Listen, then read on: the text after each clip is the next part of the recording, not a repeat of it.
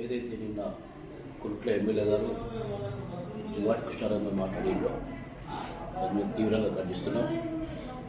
ఒక మంచి నాయకుడు పాపం పొద్దున లేస్తే జనాల ప్రజలలో ఉండే వ్యక్తిని అలా మాట వాడి అది నేను వాడదలుచుకోలేదు. రేవంత్ రెడ్డి ప్రజాపాలనలో ఎప్పుడైతే ఈ ప్రజాప్రభుత్వం వచ్చిన తర్వాత ఇక్కడ ఈ కోట్ల నియోజకవర్గంలో జువాడి నరసింహరావు కృష్ణారావు గారు చేసిన అభివృద్ధిని ప్రజలు గమనిస్తారు. మీరు ఎమ్మెల్యే అయ్యి ఈ 2.5 సంవత్సరాలు మీరు ఏం చేసుకోకపోతే మీరు రివ్యూ చేసుకొని ఎమ్మెల్యే గారు మీరు ఒక డాక్టర్ అయి ఉన్నారు.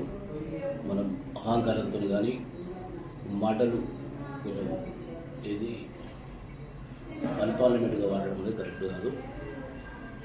ఎప్పుడైతే మీరు వాళ్ళు ఎక్కడో పక్క కాన్స్టిట్యూన్సీ అదేదో మాట్లాడిండ్రు, ఈ ప్రాంతంలో చెన్నమనేని విద్యాసాగరరావు ఎమ్మెల్యే అయ్యాడు, ఆయన అక్కడ పక్క కాన్స్టిట్యూన్సీ. దాము ఎమ్మెల్యే అయ్యాడు, ఆయన ఇక్కడ ఒక పక్క కాన్స్టిట్యూన్సీ ఉంది.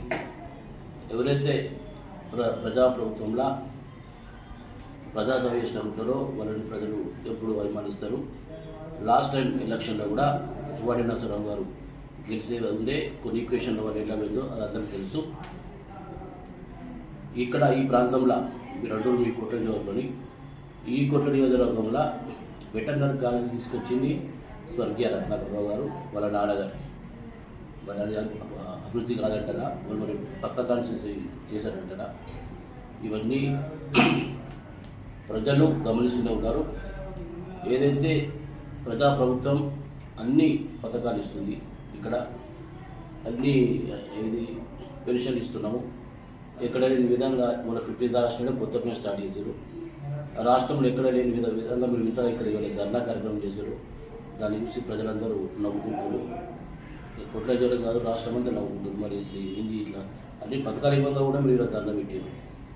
జువాడి కృష్ణారావు గారిని కానీ నరసింహరావు గారు కానీ మీరు విమర్శించిన ప్రజలు, మీరు ఒక డాక్టర్ ఉన్నారు, భాషను మంచిగా వాడాలా.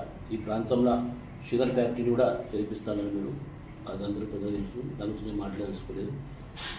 జువాడి కృష్ణారావు కొన్ని నెలల పాటు పాదయాత్ర చేసి ఈ ప్రాంతంలో రైతులకు షుగర్ ఫ్యాక్టరీ తెరిపించాలని తన అనునిత్యం పోరాడుతూనే ఉన్నాడు. మేము గత కొన్నులుగా దాని కొరకు కృష్ణారావు గారు నరసింహరావు కృషి చేస్తారు. ఖచ్చితంగా ఇక్కడ షుగర్ ఫ్యాక్టరీ తెరిపిస్తారు.